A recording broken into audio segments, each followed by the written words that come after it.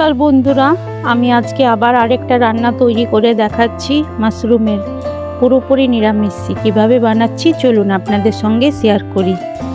দেখুন, মাশরুমটা কড়াইয়ের মধ্যে দিয়ে দিলাম, একটু জল দিয়ে ফুটিয়ে নেব।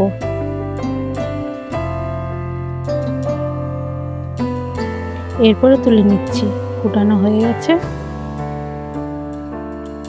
এরপরে কড়াইয়ের মধ্যে সরষের তেল দিলাম, গোটা গরম মশলা দিলাম, এটার মধ্যে টমেটো, আদা, লঙ্কা, কাজু সব কিছু পেস্ট করে নিয়েছি। হলুদ গুঁড়ো দিলাম, ধনে গুঁড়ো দিলাম, কাশ্মীরি লঙ্কা গুঁড়ো দিলাম, জিরে গুঁড়ো দিলাম। এরপরে দেখুন মশলাটা খুন্তির সাহায্যে ভালো করে নাড়িয়ে নিচ্ছি। এরপর নুন দিয়ে দিলাম স্বাদ অনুযায়ী। এরপরে একটু দই দিচ্ছি, নিরামিষ তো ওই জন্যে। এরপরে সব কিছু মশলা গ্যাসটা কম করে কষে নেব। এরপরে চিনি দিয়ে দিলাম, আবার খুন্তির সাহায্যে ভালো করে নেড়ে চেড়ে নেব।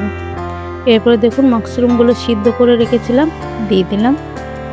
আপনারা ভেজেও করতে পারেন, আমি ভাজিনি।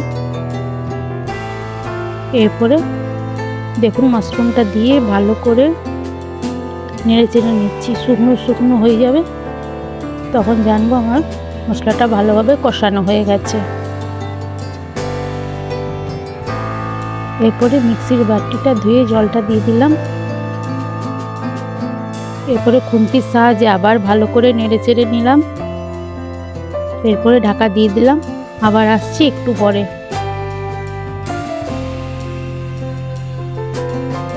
দেখুন আমার নিরামিষ মাশরুমের তরকারি তৈরি হয়ে গেছে। আপনাদের যদি ভালো লাগে লাইক, সাবস্ক্রাইব, কমেন্ট করবেন। আবার দেখা হবে অন্য কোনো ভিডিওর সাথে। নমস্কার, থ্যাংক ইউ।